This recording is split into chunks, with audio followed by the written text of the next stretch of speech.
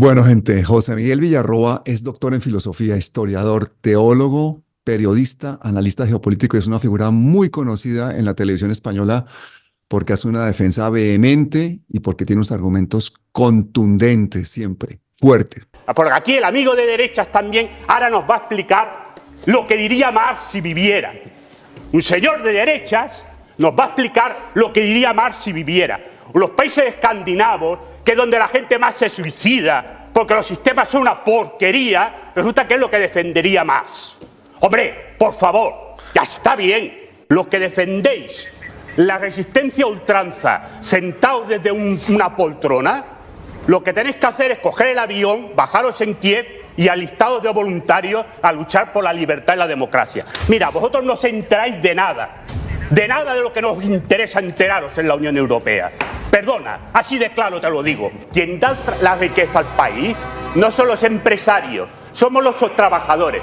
Porque si los trabajadores nos ponemos en huelga y paramos la producción, a ver dónde está la riqueza de un país. A ver si empezamos los trabajadores a tener conciencia de nuestra fuerza, de nuestro poder.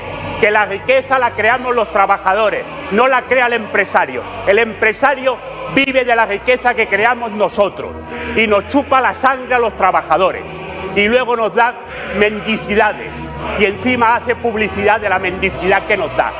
Si los trabajadores paramos la producción, se ha acabado la riqueza de un país y de una sociedad. Esa es la pañatera realidad de la vida.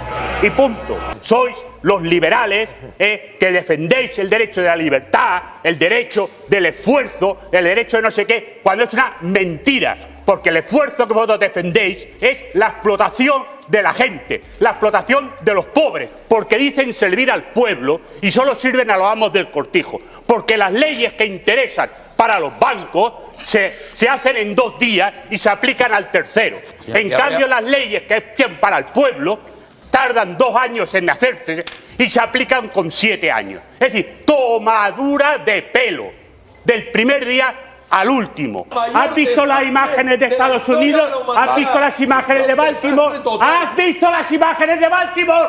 ¿Has visto las imágenes de Baltimore? ¿Has visto las imágenes de Baltimore? De gente tirada por la calle. El que me está explotando a mí es usted, que yo no soy reportero. Mire, aquí tengo una señora. Pero a ver, si quiere, me deja hacer mi trabajo, porque es que aquí la gente está esperando, que tiene prisa. Está usted aquí dándome el rollo por televisión. Pero lo que hay que luchar es por tener un trabajo digno, con un salario digno, y que la gente pueda vivir dignamente. Y no estar diciendo todo el santo día, no, es que yo cuando era joven hacía esto y ahora los jóvenes no lo quieren hacer. No, hombre, no. Hay que juntarse todo el mundo. Todos. Toda la clase trabajadora, mayores, pensionistas, gente de mediana edad, jóvenes, y luchar por nuestros derechos.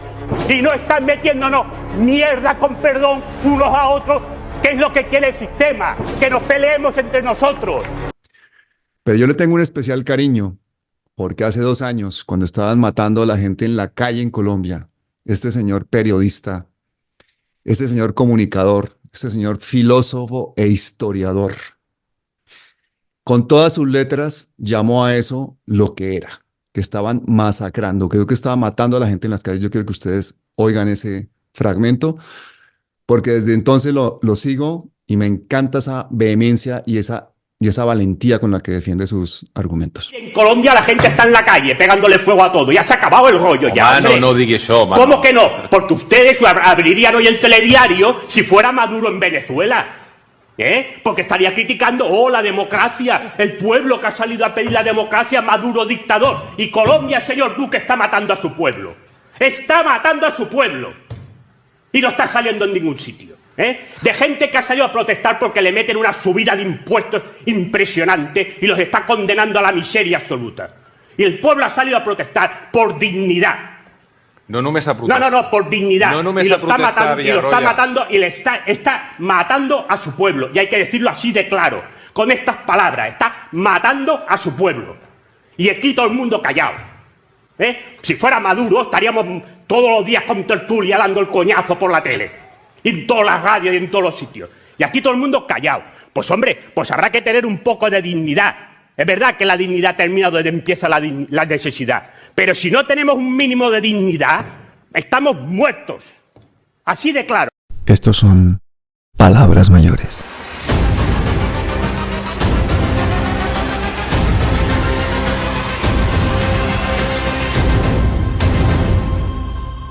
José Miguel, bienvenido.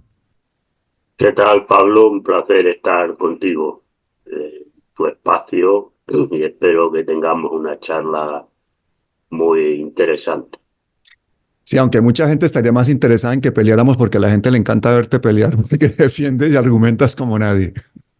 Bueno, pero eso pasa cuando hay gente que delante hay personas que defienden aspectos que son, hombre, poco impresentables de la vida, ¿no? Cuando estamos entre personas que coincidimos, aunque no se coincidan todos, pero Mm, más o menos coincidimos a nivel general, pues es difícil tener una discusión. Yo prefiero tener una charla agradable y una charla claro, tranquila, ¿no? Que no una discusión, pero claro, la gente que te ponen alrededor a veces en los programas de televisión, pues es gente que defiende ideas que a mí me parece que atentan a la dignidad de la gente, ¿no? Entonces, pues me enfurece o me enciende el hecho que se defiendan cosas que atacan directamente a la dignidad del ser humano, ¿no? claro.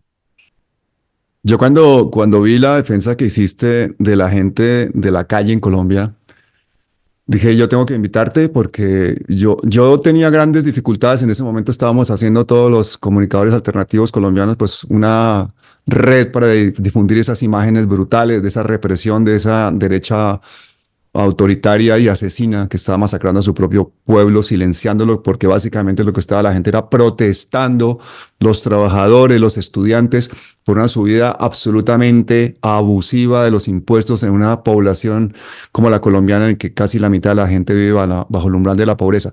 ¿Cómo te enteraste de eso? Cuéntame esa historia, porque para los colombianos que te están escuchando, que son muchos, es muy importante. Bueno, yo lo que vi era imágenes por televisión aquí que dieron de las protestas, pero yo como tengo claro que lo que sale aquí, pues sale lo que conviene salir y las ideas tal, bueno, pues entonces siempre buscas cosas alternativas, ¿no? Y entonces pues sí que aparecía gente a nivel, sobre todo de redes sociales, pues que explicaba lo que eran las protestas y especialmente la represión que Iván Duque estaba realizando contra el pueblo colombiano. Hombre, era difícil sacarlo porque no había nada en ninguna tertulia, ¿no? Y el programa donde yo hablé de eso, precisamente no se hablaba de Colombia ni de lo que pasaba en Colombia, sino que aprovechando un tema que era qué podía hacer la gente para cambiar las cosas, pues entonces dije, me vino bien y entonces pues aporté diciendo que bueno, que en Colombia estaba pasando lo que estaba pasando, que Iván Duque era un asesino, que estaba masacrando a su pueblo y que aquí estaba todo el mundo callado, que no se decía absolutamente nada. Y entonces dije que, claro, si hubiera sido Venezuela, pues hubiéramos tenido tertulias sin parar, hablando de Maduro asesino, Maduro dictador y no sé qué. Mientras que en el tema de Colombia, pues las teles y la prensa en general estaba mostrando un silencio total y absoluto, ¿no? Sí, que ese es otro tema que todo el tiempo se culpa y se acusa a Cuba y a Venezuela de la pobreza de esos dos pueblos, pero nadie habla de las sanciones económicas, de ese cerco que se le ha hecho a esos dos países ya durante décadas y que los han llevado pues a ese estado. No hay nadie que lo explique mejor que tú. Cuéntanos cuál es tu percepción y cuál es ese problema que tiene la gente para entender eso y que rápidamente pases a acusar al comunismo de esos países como la razón de la pobreza y de los problemas de esos países actualmente. Bueno, eso forma parte de la propaganda. Es decir, el sistema, yo por experiencia de la vida, hace muchos años conocí a una persona que me imagino que debía haber trabajado para la CIA. Esto te estoy hablando de Berlín, en Berlín, finales de los 90, ya sea en el año 96, 97 del siglo pasado. y era una persona que sabía que yo había vivido en la RDA porque se lo dijeron, era un norteamericano, y entonces me estuvimos hablando un rato y me preguntaba cosas de la RDA y tal. Me comentó, dice, bueno, ustedes ya han perdido, sí, no porque se haya acabado la Unión Soviética o el bloque comunista, sino porque nosotros hemos utilizado la propaganda, el agitprop, y utilizando las dos Gs, ¿no?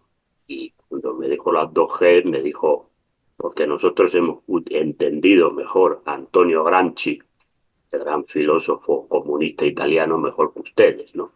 Y Gramsci hablaba precisamente de la construcción de una hegemonía cultural dominante, es decir, porque tú no puedes dominar simple y llanamente por la coacción, porque por la coacción el pueblo llega un momento en que se revela, ¿no? Y entonces te limba. Tienes que controlarlo por el convencimiento. Entonces Gramsci decía que el sistema crea una hegemonía cultural dominante, una ideología dominante que hace creerle a la gente que este sistema, con todos sus defectos, es el mejor sistema del mundo, el capitalismo. Y luego me dijo, y una vez esto lo aplicamos utilizando la otra G, que es Joseph Goebbels, el ministro de propaganda de Hitler, la manera que enfocaba la propaganda, que era hacerle ver a la gente que todos sus problemas, la culpa era de este colectivo o esta idea o esta persona. Entonces ellos lo utilizan muy bien. Entonces, ¿qué hacen? Por ejemplo, España, pero imagino, pero esto es en toda Europa occidental y en Estados Unidos, pero vamos a hacer caso a España, que es el que nos concierne. ¿Por qué hacen? Hombre, tanto Cuba como Venezuela, fundamentalmente Cuba porque es un país comunista, Venezuela no es comunista, ¿no? Pero Cuba sí, ¿qué hacen? Bueno, se le aplica un bloqueo. Entonces, y además Cuba, a diferencia de Venezuela, está metida en, bueno, por parte de Estados Unidos, en la lista de países que alientan el terrorismo y que protegen el terrorismo, con lo cual se le saca del mercado habitual y entonces tiene que ir al mercado SWIFT, que se llama, que lo que lo obliga es a pagar al contado, con lo cual eso dificulta muchísimo a cualquier país, porque todos los países pagan a crédito, ¿no? Todo lo que compran, todo lo que importan lo pagan a crédito. Claro, si tú lo tienes que pagar al contado es muy difícil que puedas pagar, comprar todo lo que necesitas. Entonces, ¿qué hacen? Esto no se explica, no se dice. Entonces, ¿qué ocurre? Es evidente que el gobierno, independientemente de que en alguna cosa se pueda equivocar o tal, como en todos los sitios, pero claro, la situación de la población es la que es. No puede hacer nada el gobierno porque no tiene capacidad. Cuba es un país que tiene deficiencias en muchas materias primas, en mucho tipo de alimentación y que necesita importar muchas cosas para que la población pueda vivir dignamente. Entonces, ¿qué pasa? Como no pueden llegar, la población lo está pasando muy mal. Entonces, ¿qué se saca? Se saca que la población está viviendo muy mal. Como no se explica lo anteriormente que he dicho, la gente lo que ve es, mira qué mal se vive en el comunismo. En el comunismo solamente hay miseria, solamente hay pobreza, la gente se muere de hambre, la gente quiere salir del país porque eso es un desastre, y entonces eso le sirve a la propaganda. Y eso es muy difícil que a la gente le entre por cambiar eso. Porque como nadie sale a explicar, decir, oiga, es que el problema de Cuba es el bloqueo, pues entonces, claro, la gran mayoría de población que no se preocupa en saber qué pasa en el mundo, porque esto también lo decía Gramsci, ¿no? Hay el peso de la indiferencia y de la gran parte de la población que mientras vaya viviendo, pues mira, ya está bien. Entonces, ¿qué cree la gente? Pues la gente se queda con el discurso de la propaganda, que el comunismo es un desastre, que Cuba es un desastre, que mira la pobreza que ponen, que es incapaz de que la gente pueda comer, que no sé qué y no sé cuánto. Y ya les va bien, porque el bloqueo no se hace contra el gobierno cubano, se hace contra la población cubana. porque al sistema lo que le va bien es que Cuba siga siendo comunista. Porque el día que Cuba deje de ser comunista, se les ha acabado el cuento. Entonces sí que a lo mejor la gente empieza a pensar que se puede vivir mejor en el comunismo. Pero mientras Cuba sea comunista, lo tienen fácil, porque sacan un reportaje de cómo está, por desgracia, la situación de la población cubana en estos momentos y ya tienes la propaganda hecha. Fíjese el gobierno, el comunismo que habla de riqueza, que habla de dignidad humana, que habla no sé qué. Fíjese cómo está la gente, que igual están 8 horas sin luz porque no pueden comprar petróleo ni pueden comprar gas para hacer funcionar las centrales eléctricas. Mire usted que la gente tiene que comer mangos y caña de azúcar porque no les llega a otras, porque no tienen nada más. Claro, pero ¿por qué? Porque la gente no sabe que el problema es el bloqueo. Ya está. Y este es el tema principal. Entonces eso es muy difícil de cambiar. Porque aunque tú lo expliques, como eres comunista, pues te dicen, no, no, que usted lo que está defendiendo es la miseria y usted lo que te dicen los tertulianos. Entonces es muy, muy complicado de cambiar o de intentarle cambiar a la gente esa idea, porque es la idea que le han metido en la cabeza a través de la propaganda e incluso a través de la educación, porque la educación en los colegios, cuando se explica la Revolución Rusa, por ejemplo, pues siempre desde un punto de vista negativo, de que se mató a gente, Stalin siempre aparece como el asesino de no sé qué, que la miseria, que si tal, y además siempre termina con la pomposidad del fracaso del sistema comunista, de la pobreza, cuando no se explica realmente por qué cayó aquello, ¿no? Que no tenía nada que ver con un sistema que no funcionaba, con sus errores, pero funcionaba mucho mejor que el sistema capitalista, y sin más contradicciones de gente que mandaba allí y que con un sistema que sería que no se funciona. Con lo cual, esto es muy difícil de cambiar, porque, por ejemplo, muchas cosas que yo digo, que la gente me dice que está de acuerdo conmigo, en el análisis, digo, de gente de la calle, ¿no? Que te para y te dice, pues, usted... Luego dice, sí, pero claro, poner el comunismo, eso no, porque eso es miseria. Claro, es el problema, ¿entiendes? Entonces, porque Mm. eso es algo que la gente le ha metido el sistema. Contra eso decía Gramsci, la guerra de trincheras, ¿no? Intentar crear una nueva hegemonía cultural, pero es muy complicado porque no tienes los medios. Es verdad que hoy en día las redes sociales pues permiten, ¿no?, entrar más, pero aún así sigue siendo difícil y complicado. Claro, porque ese mismo relato hegemónico también se ha apoderado de buena parte de las redes sociales y tienen mucho más dinero y poder. Y por eso es que es tan difícil a veces, y por eso me parece interesante invitar y estar hablando con gente de diferentes corrientes ideológicas, porque al final el dato duro se impone. Tú hablas con economistas y te explican lo que es un cerco económico a un país completo, e independientemente de que ese economista sea de izquierda, derecha, comunista o lo que sea, es un cerco económico y eso lleva a un resultado final que es el mismo en todos los casos. Hasta el país más rico del mundo que le hicieran un cerco como el que le están haciendo posiblemente a Cuba, terminaría exactamente en las mismas condiciones.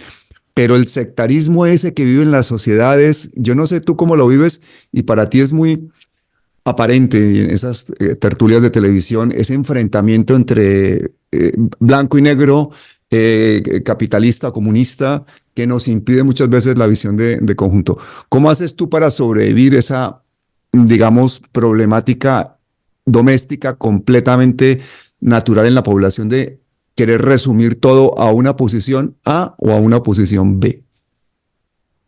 Bueno, a ver, es que la televisión, ahí sí que hay un problema. Es decir, la televisión tiene sus tempos y su modo de funcionar. Entonces, claro, yo a veces hay compañeros o camaradas comunistas que me dicen, oh, es que esto que no lo has explicado, ya, pero es que la tele funciona como funciona. Yo no puedo estar hablando 10 minutos seguidos porque no me van a dejar. Pero Tengo por que eso no hacer te una dejas quitar la explicación. palabra. Claro, primero que el presentador ya no te va a dejar, porque ¿sabes qué pasa? Que en la tele, Sí, si hay un discurso muy largo, la gente cambia, porque es sí. así, entonces se ve, ellos llevan unas audiencias.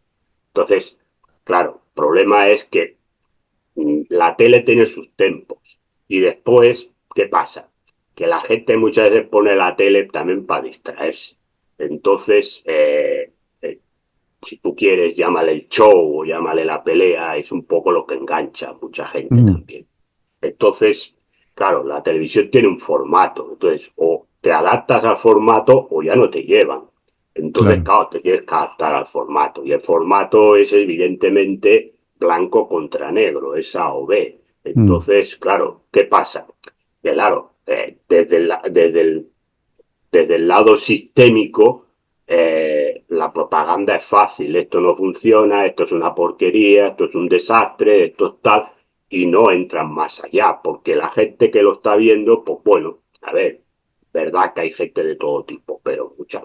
Es distinto ahora cuando lo estamos haciendo en Internet, que sí es verdad que en Internet ya hay gente, sobre todo como nosotros tenemos llamadas, que ya hay llamadas de gente que desarrolla temas y que se nota que tienen más nivel, pero cuando lo hacíamos solo para televisión o conjunto en televisión, ¿qué ocurre?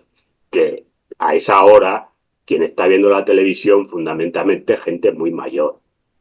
Y la gente mm, muy mayor ha habido el franquismo, ha habido muchas cosas, es decir, que mucha gente pues tiene, bueno, pues aunque sepa que las cosas están mal, pues tiene, a ver, una, no digo que sean ni menos más tontos o menos listos, no, me refiero que su mentalidad, por el hecho de haber vivido una época donde había un tipo de educación X, pues les cuesta más entender a lo mejor determinadas cosas. Entonces, a esa gente, pues, ¿qué le va? Pum, pum, pum.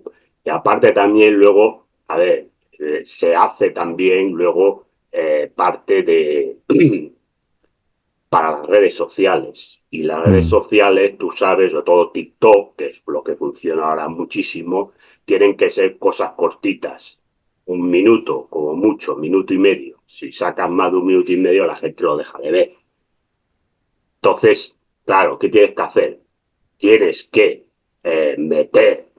decir cosas en muy poco tiempo para que esto tenga impacto y entonces le llegue a la máxima gente posible.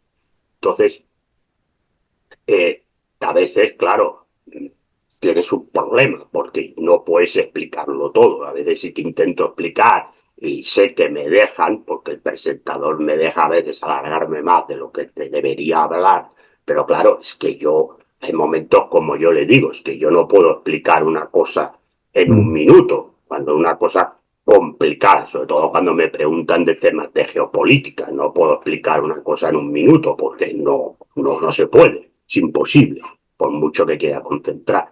Claro, los temas ya del comunismo, no sé qué, pues ahí sí, yo ya entro también en, a ver, ¿cuál es mi táctica? Pues mi táctica es el desprestigio hacia ellos. Es decir, le dicen chorradas, porque entonces les saco datos, aunque sean muy rápidos, que les desmontan, ¿no? Entonces, claro, yo lo que voy, ¿qué hago yo? Pues yo hago un poco lo que decía Lenin. Es decir, Lenin cuando estalla la Primera Guerra Mundial y envía a comisarios, a gente al frente para que estén con los soldados y los campesinos, lo primero que les dice, a ver, la propaganda tiene que ser que la entienda la gente, porque si la habláis de la dialéctica hegeliana no saben de qué están hablando. Tienes que hacer, coger problemas que tiene la gente y entonces hacerla venir que los problemas que tiene la gente no están porque gobierne el zar en aquel momento, sino por un sistema capitalista.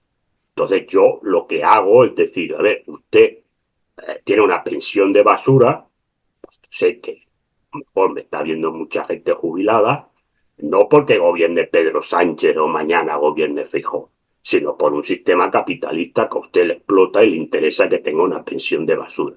A los jóvenes, si estáis cobrando unos salarios de basura, no tenéis presente y vuestro futuro aún es peor que el presente, no es un problema de que gobierne Pedro Sánchez o Feijóo o Santiago Abascal o Yolanda Díaz, sino es un problema del sistema capitalista.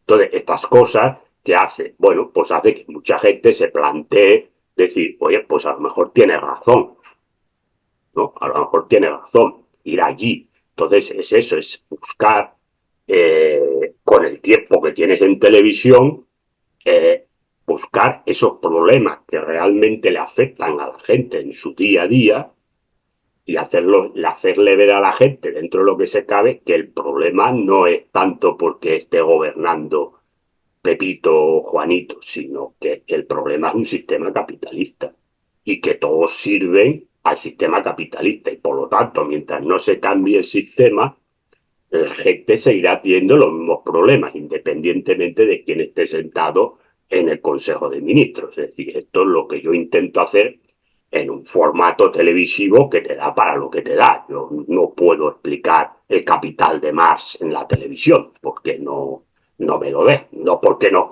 quieran que se explique el capital de Marx. Otras cosas tampoco quieren, pero aparte es que no puedo, porque tendría que estar 1 hora y pico hablando y eso televisivamente no te lo va a aguantar nadie. Así que por lo tanto, haces lo que se puede hacer. Si no puedes hacer mucho más. Sí, sí. El caso es que tienes mucho éxito y la verdad es que el esfuerzo tiene que ser tremendo porque una persona con 5 carreras, doctor en filosofía, con toda la formación que tienes, con toda la teoría que tiene en la casa, yo me imagino que cada vez que es una estupidez en un plato de televisión se te vienen 1 millón de razonamientos a la cabeza y tener que dar en el clavo tiene que ser muy complicado y lo consigues hasta el punto de que muchas veces yo he visto a los demás contertulios quedarse en silencio después de que tú terminas de hablar, que para mí eso en un plato me parece increíble. O sea, se quedan en silencio, ya acostaste el tema y no hay ninguno con el valor para decir una sola palabra, ¿no? Entonces, creo que te has hecho con los tiempos de televisión de una manera increíble. Por eso mismo la gente me está bombardeando con preguntas constantemente así, que quieren hacerte. Una de ellas es, José Miguel, ¿en España gobierna la izquierda a la derecha o qué? Porque cómo se entiende, por ejemplo, que tengamos una ley mordaza o que se saque dinero de la salud y de la educación para aumentar el presupuesto de defensa. ¿Qué es esto? ¿Esto qué es? Bueno, yo creo que la gente lo que tiene que tener claro es que los conceptos derecha e izquierda ya han desaparecido y que en estos momentos todos los partidos son iguales y defienden lo mismo. Es decir, que las cosas importantes de la vida están totalmente de acuerdo. Lo único que hay son pequeños matices, porque evidentemente si se presentan unas elecciones, pues tienen que vender, como se dice en España, una burra al pueblo, ¿no? Para que el pueblo les vote.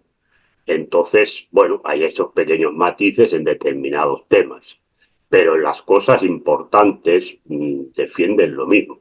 Entonces, que todos los partidos en España están en un seguidismo de lo que marca Estados Unidos en política exterior, sí. Que todos los partidos políticos en España en estos momentos defienden que España permanezca en la OTAN y en la Unión Europea, sí. ¿Están todos los partidos políticos de acuerdo en que el sistema tiene que ser el sistema capitalista explotador? Sí. Por lo tanto, ya no hay diferencias entre derecha e izquierda. Entonces, evidentemente, la ley Mordaza, que este gobierno cuando entró, ya hace casi 5 años, ¿no? Dijo que la iba a derogar, no, ahora nos dicen que igual la reforma. Pero ¿por qué no se toca? No se toca porque evidentemente esa ley Mordaza les sirve para la censura que van a meter, no en los medios, sino en lo que tú y yo estamos haciendo, que es donde lo quieren meter, y evidentemente eso les sirve. Y saben que pudiera ser que, claro, cuando lleguen los recortes que van a venir económicos que manda la Unión Europea, pueda haber conflictividad social. Por lo tanto, no se va a tocar.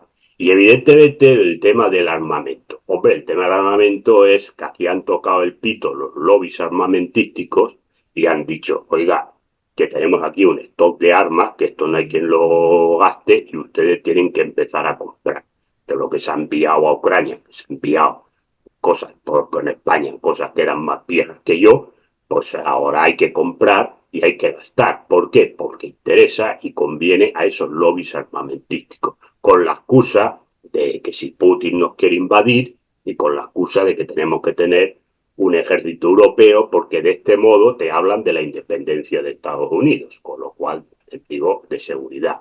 Con lo cual, todo eso son excusas para justificar de cara al pueblo de que a usted le vamos a recortar la sanidad, no va a haber médicos, va a haber menos médicos, va a haber menos dinero para educación, los servicios sociales van a quedar capi disminuidos porque hay que comprar tanques, y era aquello que decía el economista americano, no recuerdo el nombre, siempre se me va, que hablaba de si gastamos en mantequilla no gastamos en cañones, y si gastamos en cañones no gastamos en mantequilla. Bueno, se ha decidido gastar en cañones porque es lo que conviene al lobby armamentístico, que es uno de los que manda de verdad, y entonces nos quedaremos sin mantequilla. Por lo tanto, yo a la gente lo que le digo es que la idea izquierda-derecha la tiene que quitársela de la cabeza, porque esto no existe. Al menos me refiero dentro de lo que son los parlamentos. Yo no digo que no haya partidos de izquierda que estén fuera del parlamento y que tengan otras ideas. Yo hablo de lo que hay en el parlamento, en el Congreso, los diputados ahora en España. Mirándolo desde el punto de vista latinoamericano, a mí no hay nada que me duela más que ver gente humilde, trabajadores, gente oprimida que vive en la miseria absoluta literalmente. Y estamos hablando de la miseria de los niveles latinoamericanos, nada que ver con la miseria o de lo que aquí se llama miseria en Europa. Y ver a esa gente defendiendo precisamente por ignorancia política, pues precisamente el sistema capitalista, porque le han vendido el sueño de que todo es posible cuando el marco en el que funciona la sociedad hace que esa gente tenga que vivir en la pobreza para que unos pocos puedan ser millonarios. Entonces, esa dificultad de darle educación política a la gente, ¿cómo crees tú que se puede solucionar? Esto puede llegar realmente a producir un cambio social si se consigue, pero la pregunta es ¿cómo? Bueno, desde el punto marxista es verdad que las revoluciones no tienen un decálogo, ¿no? Es decir, si pasa esto, lo otro y hay que hacer esta, no. Revoluciones, si analizamos las revoluciones que ha habido, sobre todo en Europa occidental, en Europa, es verdad que en Latinoamérica ha habido, pero digamos las importantes ha pasado en Europa, verás que cada una es distinta, ¿no? Y la forma como han empezado y cómo se han desarrollado y cómo han acabado, pues son distintas, unas con triunfo, otras con fracaso, pero digamos que siempre, lo que pasa es que sí es verdad que cuando se hace el análisis marxista, pues hay algunos datos o algunas condiciones que han sido siempre ineludibles, ¿no? Que tienen que estar. Entonces, a ver, siempre Marx y ya luego Lenin y demás, pues incluso Rosa Luxemburgo hablaban de los dos tipos de condiciones, ¿no? Que eran las condiciones objetivas y las condiciones subjetivas. Las condiciones objetivas eran como tú has dicho, porque la gente esté en la miseria, ¿no? Que la gente se dé cuenta de que está en la miseria, de que no tiene nada y que no tiene nada que perder, porque no tiene absolutamente nada, las cosas van mal y cada vez van a peor. Yo creo que estas sí que se dan, tanto en Latinoamérica como en Europa. Pero claro, luego hablaban de las condiciones subjetivas. ¿Cuáles son las condiciones subjetivas? Hombre, las condiciones subjetivas es que al menos haya un mínimo de conciencia de clase entre la población, que tenga claro de que es una clase social depauperada, trabajadora y por lo tanto explotada, y después, que yo creo que es fundamental, es que exista una fuerza política revolucionaria. Entonces, claro, hoy en día las causas subjetivas no se da ninguna, porque a la gente le han comido el tarro, sobre todo aquí en Europa, que es una clase media, cuando si tú estás trabajando para alguien, eres un trabajador, no es la clase media, pero aquí se ha metido aquello de la idea americana de los años 50 de Eisenhower, ¿no? De la América de Eisenhower, la Golden America que se dice después de la Segunda Guerra Mundial, de la clase media, y aquí se ha metido. ¿Por qué? Porque interesaba hacerle ver a la gente que era clase media para apartarla de aquello del proletariado, ¿no? Y entonces se dejaba que el proletariado era lo más tirado, ¿no? La imagen de las novelas de Dickens, ¿no? Aquel señor pobretón de no sé qué, con 10 hijos al lado, ¿no? Entonces, esta es la idea que se ha metido en el imaginario popular de la gente, que es un proletario o un trabajador. En cambio, yo, hombre, es que yo, según lo que gano, no, mire, usted es un trabajador si vende su fuerza de trabajo a otro, es un trabajador, déjese de clase media y de puñetas. Pero eso se lo han metido a la gente, por lo tanto, si la gente ya tiene, como decía Rosa Luxemburgo, una conciencia de clase equivocada, ya mal vamos.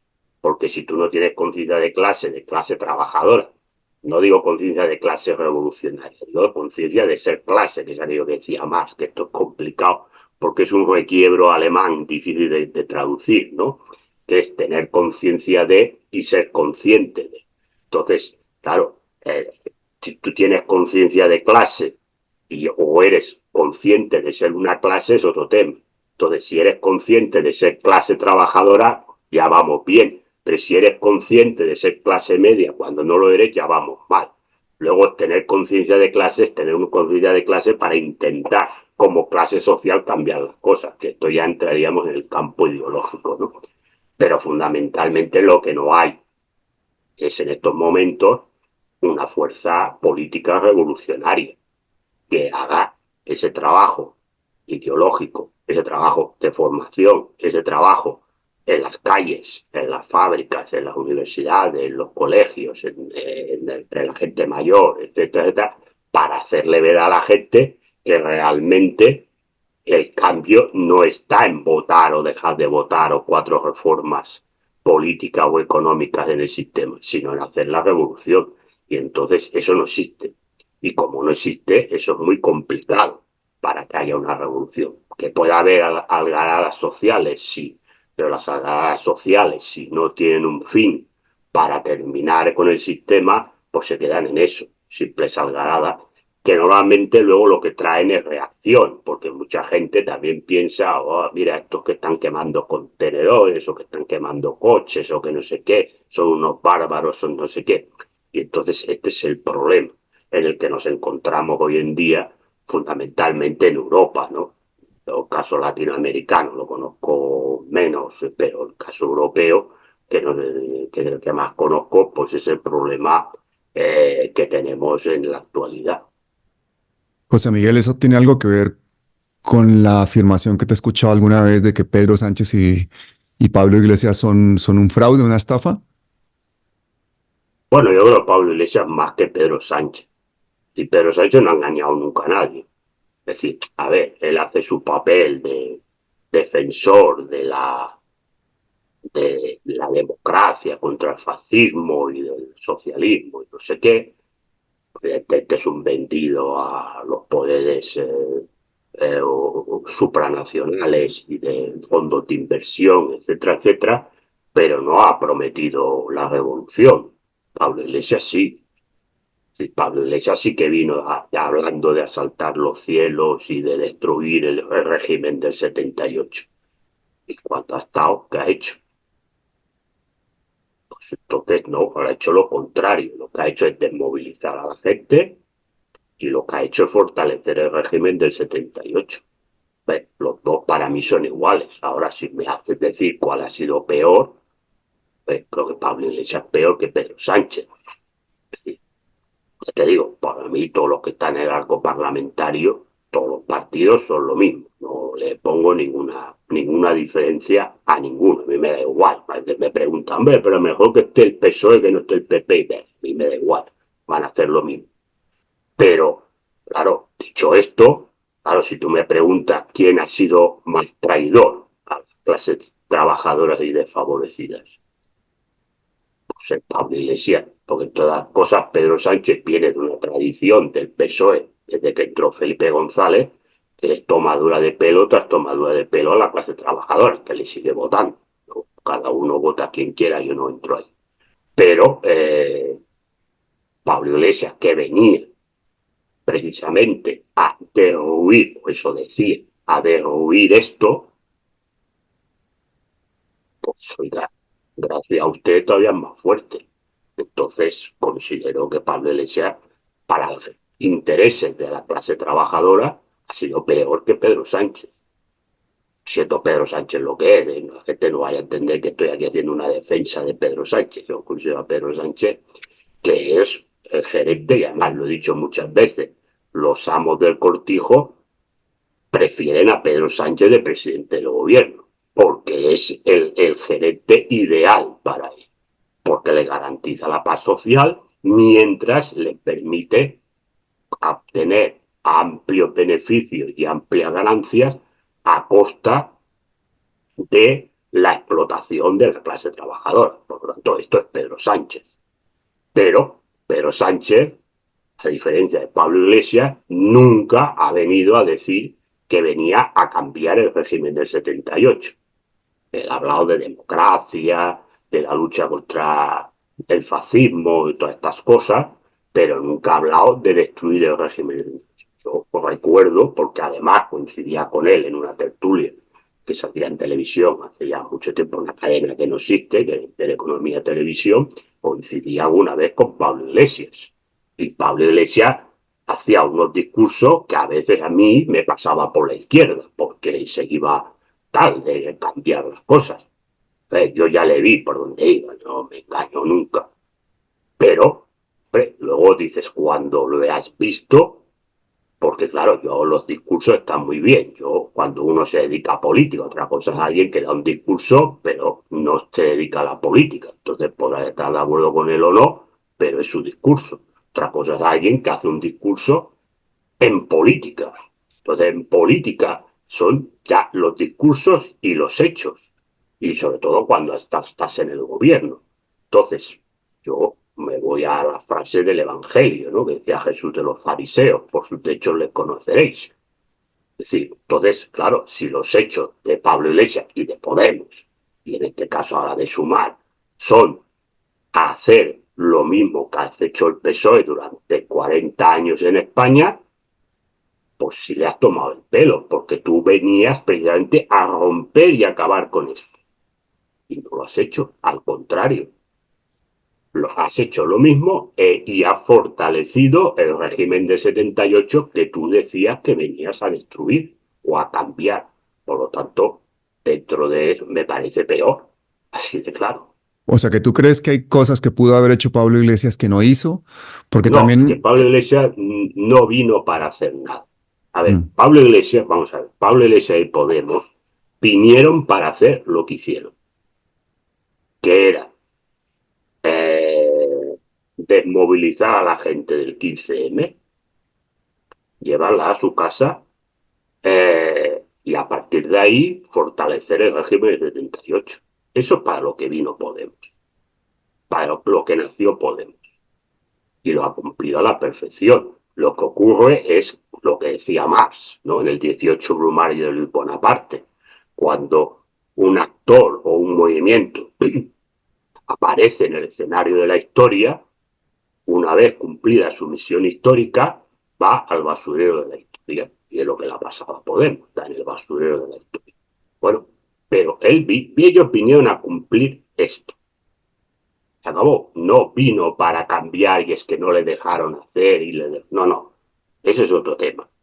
Podría ser otra gente, pero Podemos vino para hacer lo que ha hecho, que lo ha hecho a la perfección. Se acabó. No hay más. Es más, hay que escuchar los discursos que dan televisión española, da en el canal Red, ¿no? La defensa ultranza de la OTAN, de la Unión Europea, de críticas a Putin, incluso critican a Maduro cuando estaban chupando en Venezuela, que han chupado de la teta ahí. Claro, los echaron porque se dieron cuenta de que eran unos trepas que iban nada más a sacar dinero a Venezuela con todo aquello de cuando hacían los estudios de la moneda única latinoamericana y todo aquello. Bueno, claro, pues entonces ahora resulta que Venezuela es una dictadura, apoyan a los que están de la oposición venezolana, incluso hasta defienden a determinados miembros de la gusanera cubana. Bueno, pues son lo que son, porque al final ahora demuestran lo que son. El tema de Palestina, porque le va bien electoralmente, porque han visto, porque hasta hace poco estaban callados. Cuando vieron que la gente empezaba a salir a protestar y que las manifestaciones eran numerosas, pues entonces salieron ellos a decir que defendían a Palestina. Pero mientras tanto han estado callados. ¿Por qué? Porque ya les iba bien, cuando han visto que, claro, que la gente salía y, claro, electoralmente pues se quieren separar de lo que era el PSOE, lo que pasa es que el PSOE, más listo que ellos, pum, también se pone al lado de las manifestaciones con una hipocresía total, porque encima le siguen vendiendo armas a Israel, ¿no? Y entonces todo es una gran mentira, porque claro, ahora nos va a reconocer el Estado de Palestina. Bueno, reconocerá a los que está matando Israel con las armas que le vende, porque no ha dejado de venderle armas a Israel. Entonces todo es una comedia. Y esto es donde estamos. Entonces, Podemos es lo mismo, porque ahora Podemos critica incluso la guerra de Ucrania, ¿no? Diciendo que por qué se le envía armas a Ucrania, porque si es, ellos sí, criticando a Putin, pero bueno, pero no sé, cuando ellos estaban en un gobierno que enviaba armas a Ucrania y se levantaron para aplaudir a Zelensky con el uniforme con una insignia hacia en medio de Stefan Bandera. Entonces, ¿de qué me estás hablando? Entonces, eres lo mismo, o incluso o peor, repito, porque el otro no te ha engañado nunca, porque es lo que es lo que es, y no se ha escondido en decirte lo que es. Pero tú que venías para cambiar todo esto, lo has hecho igual. Pues entonces, yo lo siento, pero a mí me parecen peores. Y lo han De pagado en verdad, las urnas porque han pasado de 71 diputados a 71, dos, 71. Ah, a dos, ¿no? bueno, pues por eso te digo, al basurero de la historia que decía Marx, han cumplido su misión histórica, han destrozado. Mm.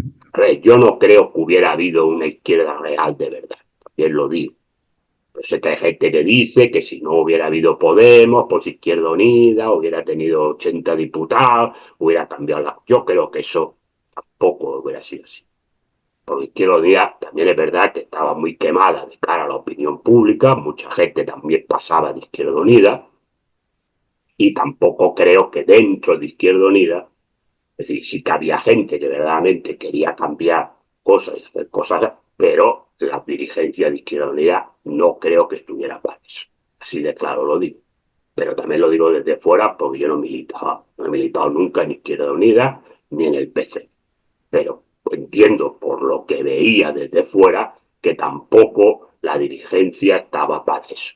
Pero yo no creo que hubiera tampoco surgido un partido para entendernos, y permíteme que lo diga de forma muy simple, bolchevique. Tampoco hubiera pasado.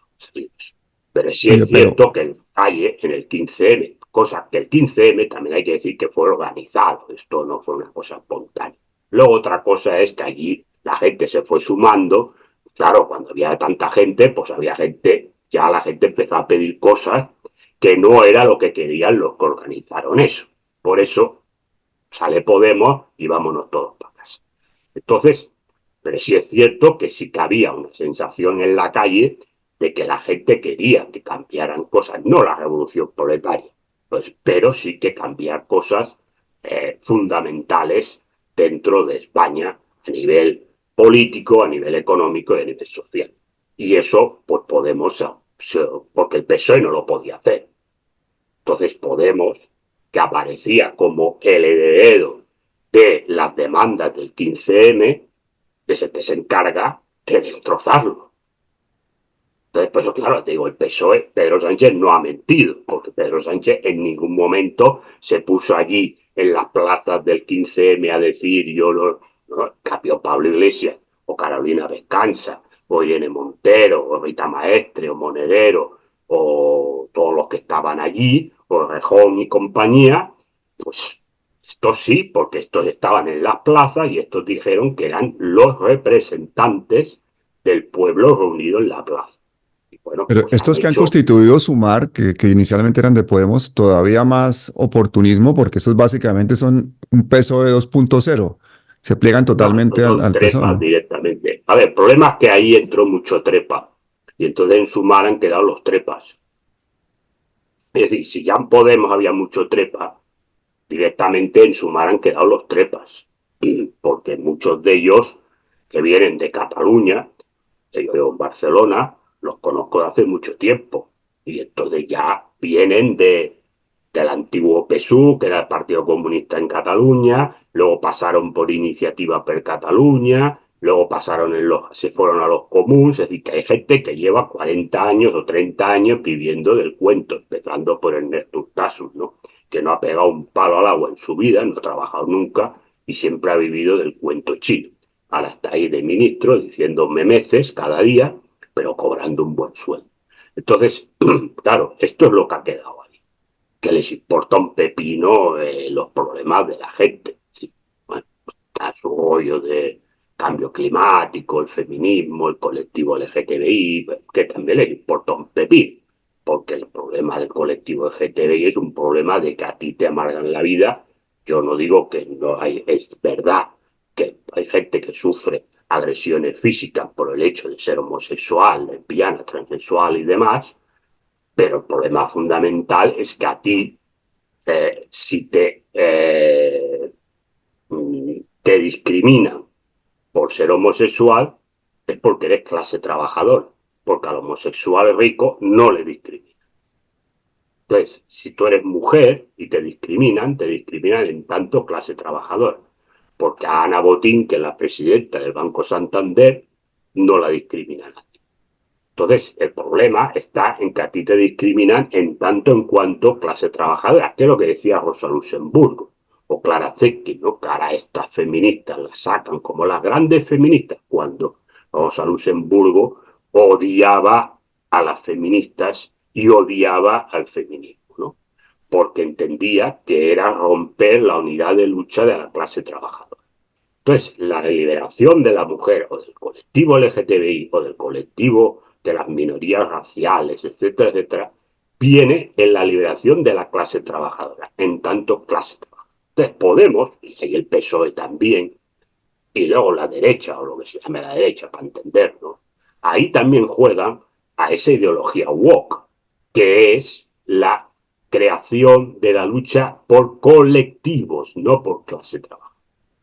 Y entonces tú divides a la clase trabajadora en colectivos, es decir, colectivo feminista, colectivo LGTBI, que encima dentro de ellos también están peleados los homosexuales con las lesbianas con los transexuales, que si la ideología queer, que si la ideología queer, ¿no? Luego las minorías raciales, las minorías religiosas, etcétera, etcétera, etcétera. ¿Y esto qué hace? Pues lleva a una atomización. Y entonces esa atomización, ¿qué provoca? Provoca división y provoca debilidad. Y entonces, en la división y en la debilidad de la clase trabajadora está la fortaleza de las clases explotadoras. Entonces, esto, pues, nace luego, pues, todos estos rollos que explicaba. Vosotros lo conoceréis más porque era argentino, que era Ernesto Laclau, con su teoría de las cadenas de intereses, ¿no? De los círculos de las cadenas de intereses, que es lo que nos quería colar ideológicamente Íñigo Rejón aquí. Yo en un programa de televisión ya le contesté todos estos discursos de Ernesto Laclau y su mujer Mónica Schofe, ¿no? Porque es lo que es, ¿no? Era una pamplina de un peronismo tamizado de marxismo diluido, pero que era simplemente mantener el sistema, ¿no? Y entonces en eso estamos, es decir, esta es la realidad, porque hoy en día lo que hay es lucha de colectivo. Entonces lo progresista y lo revolucionario es luchar por los colectivos, no por la clase trabajadora. Y eso Y eso también es no un pasa también problema. un poquito al interior de los nacionalismos, que al final el nacionalismo muchas veces, por ejemplo, acuérdate, Puyol, que no termina siendo también el nacionalismo, pues una lucha ahí de burgueses, de derechas, en lugar de ser un nacionalismo en el sentido estricto de la palabra.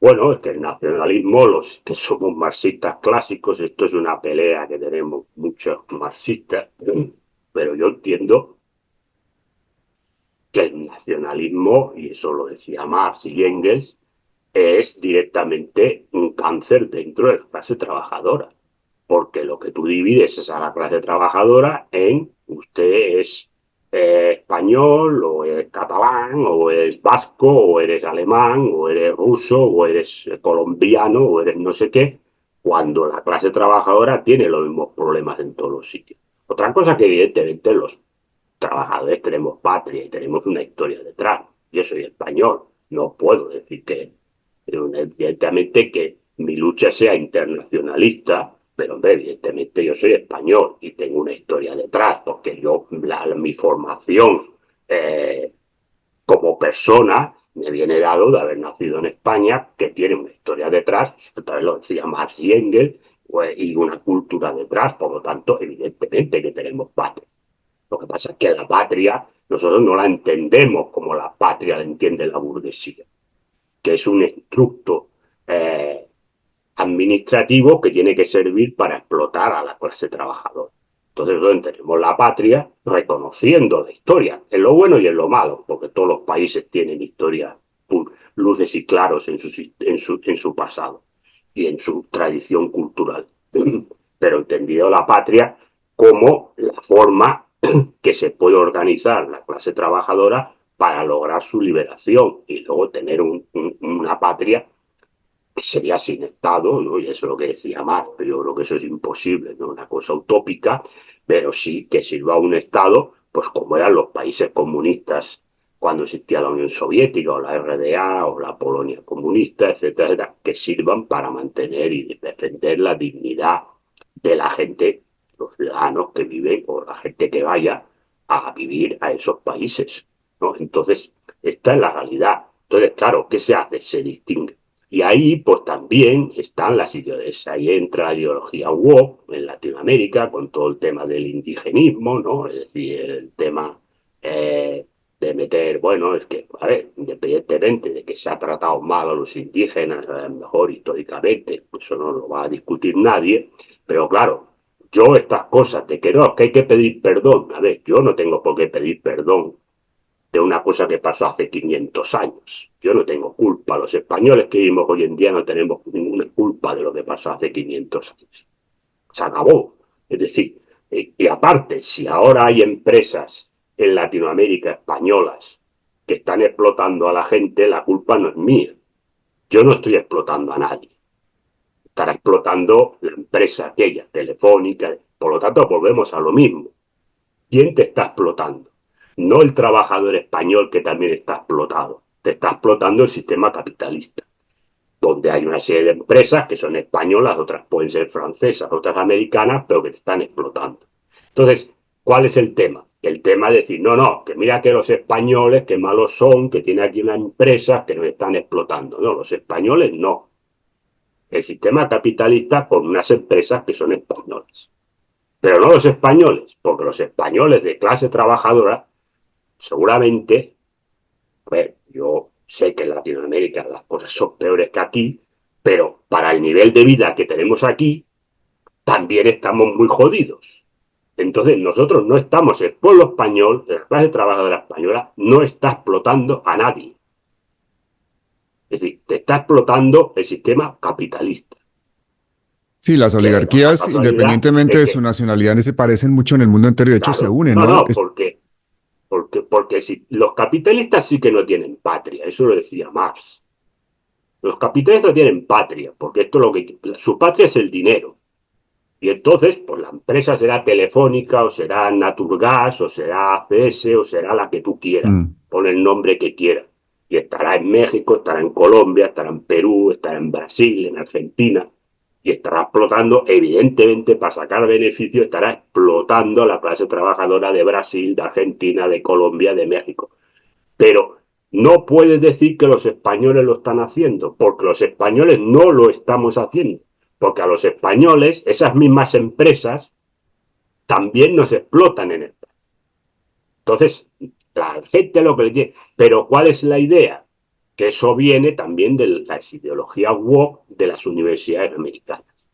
Es, no, no, es que seguís estando influidos por pasado, porque claro, España, el país colonial, los tiene ahí, sigue siendo explotados, no sé qué, no sé cuánto, y ahí tenemos, pues, yo con todos mis respetos, las charlotadas de AMLO, ¿no? De Obrador, que cada dos por tres saca la película, pero supongo que también lo hace de cara electoral para su país, ahora creo que le toca elecciones, que si los españoles, que si, hombre, vamos a ver, oiga, mire, nosotros hace 500 años, o hace 300 años, que ya no estamos ahí, digo, como poder colonial. Las empresas es otro tema. Pero, hombre, yo también hago de historia de Latinoamérica, sé, hombre, que ha hecho las élites de esos países con los indígenas o con las clases trabajadoras de ese país. Eso no lo han hecho los españoles, ¿no? Los han hecho ustedes, que son los que mandaban entonces ya ahí. Entonces, claro, el problema es cuando la historia se tergiversa porque a mí me conviene y a mí me interesa, ¿no? Y entonces, claro, fíjate, la leyenda negra que empieza en Países Bajos y en Inglaterra, en el siglo XVI, porque entonces España era el imperio mayor que había en el mundo. Claro, es una vez España deja de ser imperio por la leyenda negra, se cae en el olvido, y curiosamente Estados Unidos la saca cuando ellos empiezan a ser la potencia hegemónica en el continente americano, para decirle a la gente de Latinoamérica, fíjese qué malo era España. Y dices, Claro, cuando bueno, deciden sí, expandirse ellos mismos, claro, claro. qué malo era España. Pero ustedes no hablan de lo que han hecho con los Sioux y con los Apaches. Mm. Oye, esa utilización del nacionalismo, o sea, básicamente el divide y vencerás, dividir a los trabajadores o las gentes humildes del mundo, es el éxito de estos globalistas, pero el colmo es cuando tú encuentras, por ejemplo, a 600.000 jóvenes ucranianos asesinados por una guerra que lo único que va a conseguir no es recuperar la soberanía de su país, sino todo lo contrario, que termine eso en manos de BlackRock. Y cuando ves las guerras y ves los combatientes y ves que son pobres contra pobres, y eso pasa en Latinoamérica, en África, en todas partes, no ves al hijo de Ursula von der Leyen empuñando un fusil, ni ves al hijo de Biden, ni ves a los hijos de ningún mandatario o algún congresista o senador norteamericano, ni latinoamericano, ni europeo. Es cuando realmente te das cuenta cómo se manipula y se divide a los trabajadores en el mundo. Esta guerra en Ucrania, ¿tú crees que tiene algún sentido continuar la sociedad europea de brazos cruzados cuando le vuela Estados Unidos el Nord Stream 2, cuando se está comiendo la sociedad por inflación, cuando hay desempleo? Y a pesar de eso, una ministra de Defensa socialista dice hay que comprar más armas, vender más armas, y el pueblo europeo sigue de brazos cruzados sin rebelarse.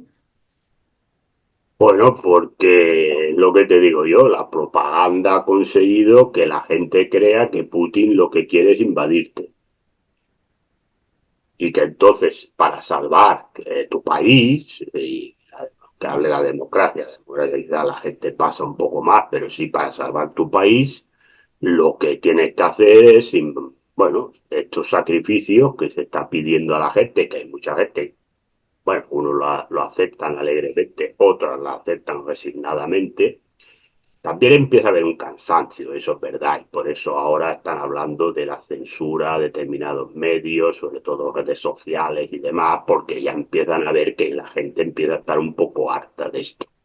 Y que ya la gente ya no sigue tanto el discurso oficial como los primeros días, y que la gente ya se busca informarse, sobre todo la gente que tiene capacidad, por edad y demás, pues informarse en otros, bueno, por redes sociales, canales de YouTube, páginas web que no son oficialistas, y entonces esto es lo que le quieren meter mano ahora, ¿no?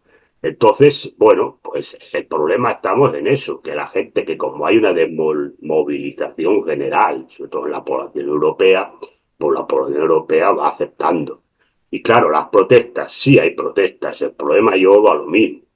Protestas están bien, pero las protestas, si no tienen un fin en sí mismas, que sea el fin en cambiar las cosas, las protestas se quedan ahí. Incluso hay protestas que el gobierno aplaude, como las acampadas de los estudiantes de la universidad para Palestina. Por eso demuestra que esas protestas alguien, ya desde Estados Unidos, las ha organizado por un interés que no tiene nada que ver con el pueblo palestino. Porque cuando los propios gobernantes defienden esas acampadas, sobre todo en Europa, en Estados Unidos es otro tema, pero en Europa sí, y van cantantes y cantan, y van actores y se hacen fotos y todas estas cosas, pues al final esto demuestra que alguien lo ha organizado. Bueno, eso sirve para algo. Pues no, porque yo veo que a la gente en Palestina la siguen bombardeando y la siguen masacrando entonces no cambia nada. Pero bueno, es una manera de que salen, entonces el sistema dice, mire ustedes, esto es lo que de verdad vale, porque mire, yo he reconocido a Palestina gracias a que ustedes estaban en la universidad. Que esto es lo que decía Marcuse, ¿no? Entonces, al final no hay nada nuevo bajo el sol. Esto ya habló Marcuse cuando la guerra de Vietnam, ¿no? Que le decía a los estudiantes, protesten, pero no hagan la revolución. Pues entonces en eso estamos. Protesten, pero no hagan la revolución. ¿No? Y Entonces, quedan muy bien, ¿no? Permitiendo que los estudiantes se manifiesten sin claro, apalearlos. Entonces, mira qué democráticos son, pero por otra parte siguen negociando, no rompen relaciones con Israel, el genocidio no, sigue adelante y le venden armas. y le Claro, en venden Estados Unidos armas. es otro tema, porque Estados Unidos ahí se mezcla la campaña electoral y Claro. ahí vamos a otra cosa. Oye, Pero José Miguel, ¿y por qué se habla tan poco en España de que España es el sexto o séptimo productor de armas del mundo? ¿Por qué se habla tan poco de eso? Aquí eso no es ni siquiera un porque problema, ¿no? no, porque no interesa. A ver, lo que no aparece no existe. Esta es una de las máximas. Si no aparece, no existe. Entonces, como no se dice nunca que España es uno de los principales países eh, fabricantes y exportadores de armas, pues nadie lo sabe. Se acabó. Y además, pues bueno, si saliera, pues te dirían, oiga, que esto le da dinero, da trabajo a tanta gente. ¿Y sabes qué pasa al final? Que cuando la gente tiene una necesidad de trabajar, yo siempre he dicho que la dignidad termina donde empieza la necesidad. Entonces, si tú tienes necesidad de trabajar, pues al final, oiga, si no hago yo las pistolas, las haga otro, ¿no? Entonces, pues al final de cuentas, pues las hago porque las tengo que hacer, porque de algo tengo que trabajar, tengo que comer, tengo que pagar las facturas, tengo que darle de comer a mis hijos, y entonces, pues, bueno, pues se hace, que se vende. Y ya, bueno, si no las hace España, las hará Italia y también las comprarán. Pues si ganamos dinero los trabajadores, pues ya está, este es el problema. Porque al final el sistema vive de la necesidad de la gente y sabe que la necesidad de la gente le va a hacer que pierda su dignidad no solamente en esto, sino en aceptar condiciones laborales de basura, porque al final tienes que comer, ¿no? Decía más, todos los seres humanos tenemos tres necesidades, que es comer, vestirnos y tener un techo donde vivir y dormir. Fíjate que las tres son negocio, hay que pagar por ellas en el sistema capitalista. El sistema comunista no, pero el sistema capitalista sí, hay que pagar por ellas. Y para pagarlas necesitas dinero. Entonces, pues tienes que trabajar y hay que aceptar por muchas cosas de otros trabajos que te podrían dar asco hacerlos, pero los tienes que aceptar porque a lo mejor no tienes otra cosa. Y con condiciones laborales que en condiciones normales no lo aceptaría, pero cuando aprieta la necesidad, pues las tienes que aceptar. Y eso vive, y de eso vive el sistema. Por lo tanto, bueno, si aunque la gente supiera que España es el sexto país productor y exportador de armas, pues diría, bueno, pues es ganancia y ganamos dinero, porque al final venderían la moto de que, bueno, pero esto da, fíjese, tenemos empleados a 40.000 personas directos, luego 200.000 de empleos indirectos, y esto suma en el PIB no sé qué, que lo podemos poner para que usted tenga el médico en su ambulatorio de turno. La gente postradaría. Claro. Y encima cuando los del grupo Prisa, por ejemplo, tienen también, son de los principales accionistas de empresas armamentísticas, entonces ya tienen el círculo completo, ¿no? De la propaganda Bueno, guerrerista a su favor.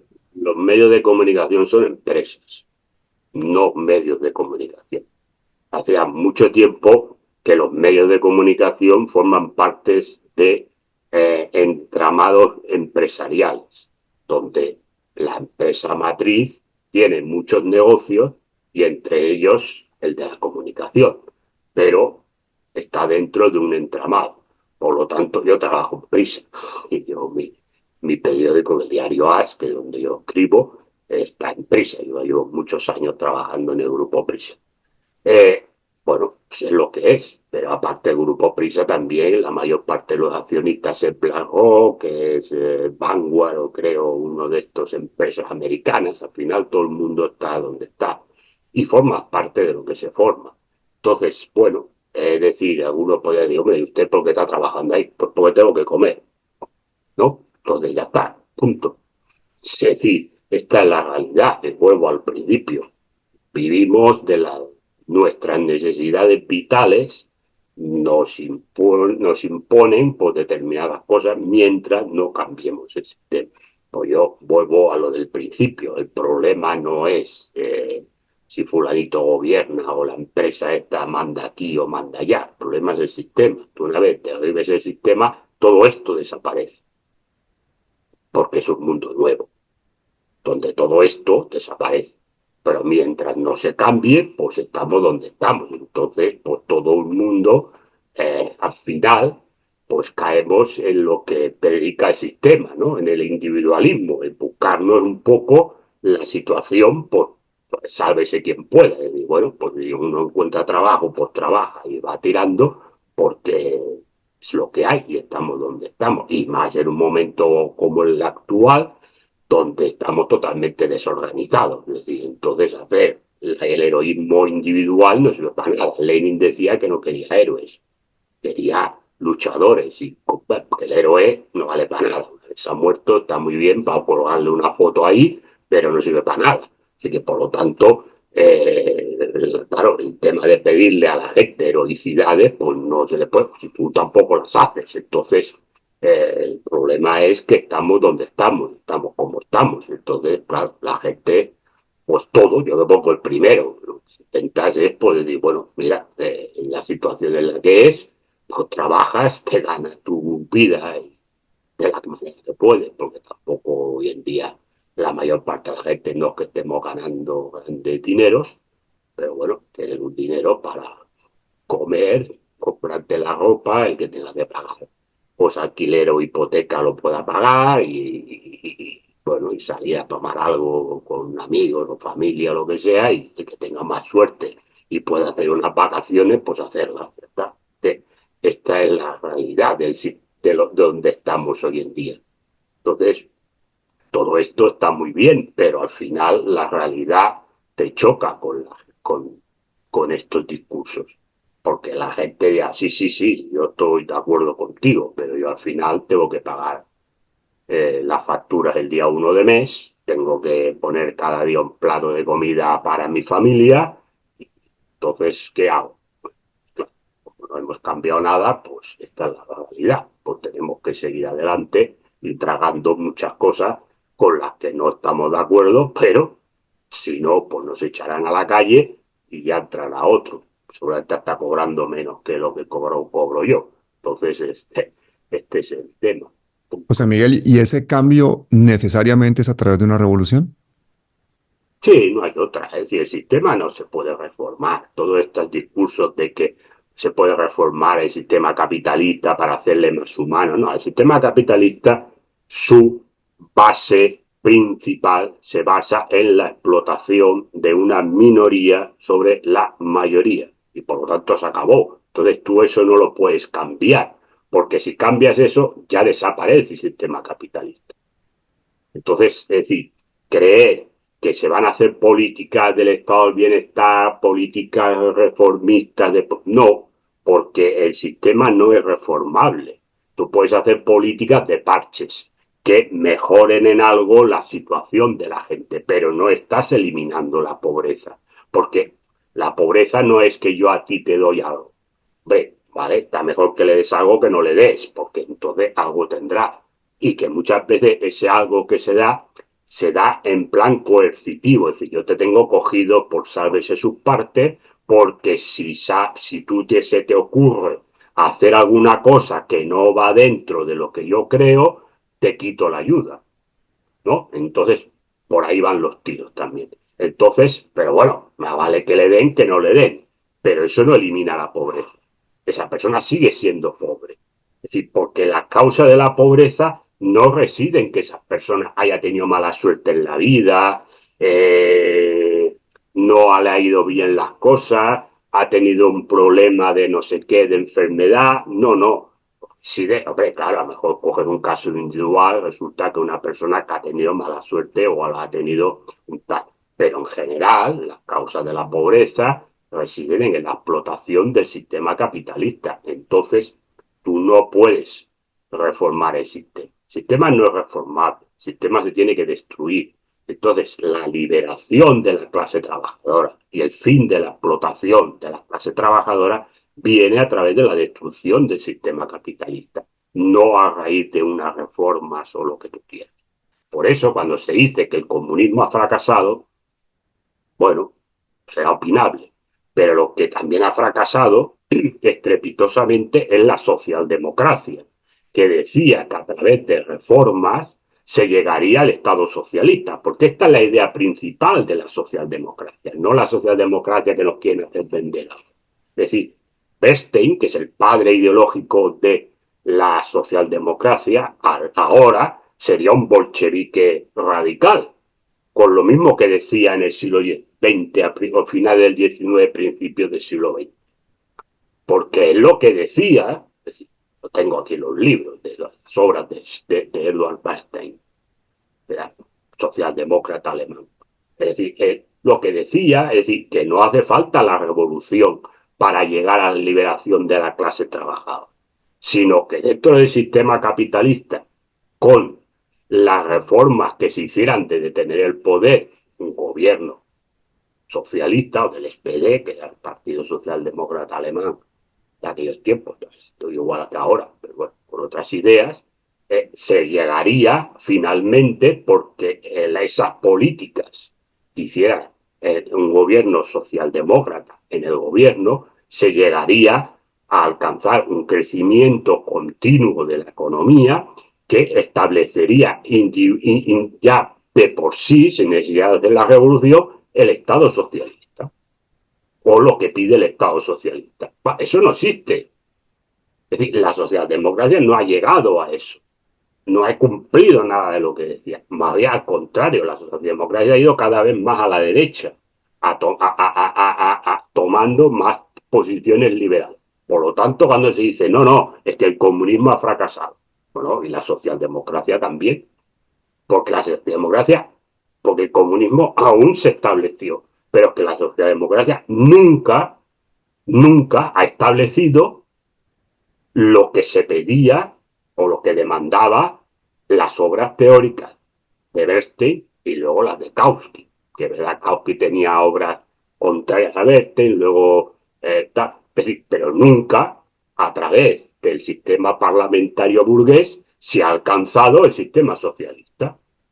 Es decir, que por lo tanto la socialdemocracia también ha sido un fracaso. Por lo tanto, no se va a llegar a alcanzar nunca la liberación de la clase trabajadora votando en unas elecciones burguesas y que gobierne un partido burgués, aunque sea socialista o se llame socialista o socialdemócrata, es igual. José Miguel Villarroya, espectacular el cierre para nuestra primera charla, que espero sea la primera de muchas en palabras mayores. Quiero agradecerte nuevamente ese apoyo al pueblo colombiano en sus momentos más difíciles, antes de que fuera posible hacer al menos un cambio de gobierno por un gobierno progresista, cuando estaban matando a la gente en las calles y eran pocas las personas que daban la cara, y mucho menos que no fueran colombianos, pero tú lo hiciste, así que muchísimas gracias y hasta siempre.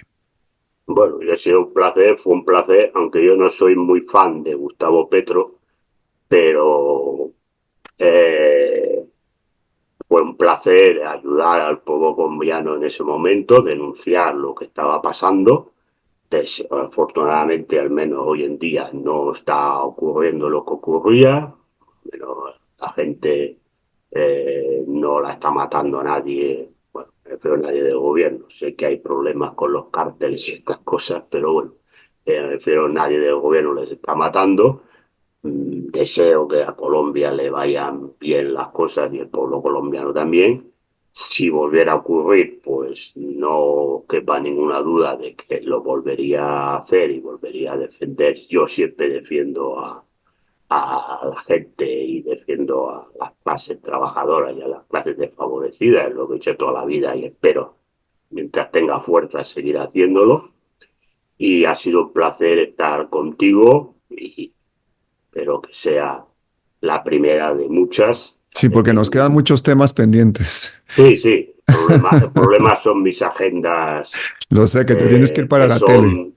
No la tele y el periódico y demás. Es decir, desde la pandemia hay fútbol todos los días prácticamente. Vamos a hacer un programa de fútbol, porque es que esa es una faceta tuya. Es que es increíble lo polifacético que eres, de verdad. Podemos hacer 1000 temas contigo de todo tipo y además con mucha profundidad. Bueno, intento seguir también algo el fútbol sudamericano, es decir, algunas cosas.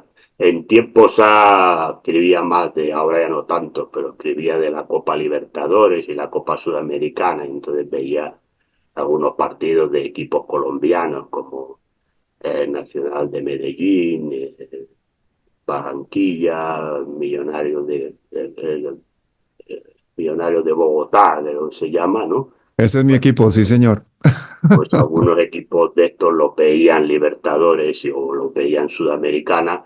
Ahora veo algunos, aunque no tengo que escribir, pero bueno, intento, pero sí es verdad que prácticamente hay fútbol todos los días, como aquel que dice, y pues, como soy esclavo de mi necesidad y por lo tanto esclavo de mi trabajo, como decía Marx y Engels, y bueno, en eso estamos, pero bueno, si encontramos pues una grieta o un hueco por un día, pues será un placer volver a estar contigo y a los fans del fútbol hay que decirle que lean tu libro Fútbol en una nación dividida, el fútbol alemán de 1945-1990, porque tiene que ser muy interesante.